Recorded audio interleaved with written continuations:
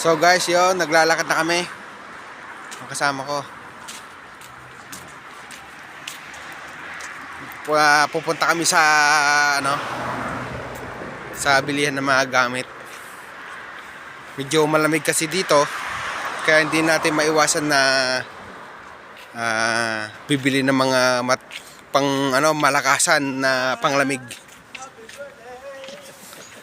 Yan. Yun pala, birthday niyang kasama namin. Ito. Yun o.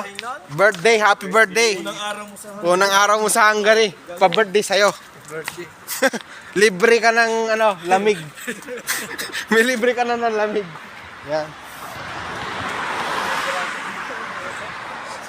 So guys, sa susunod na papakita naman namin yung lugar na pagtatrabahuan namin.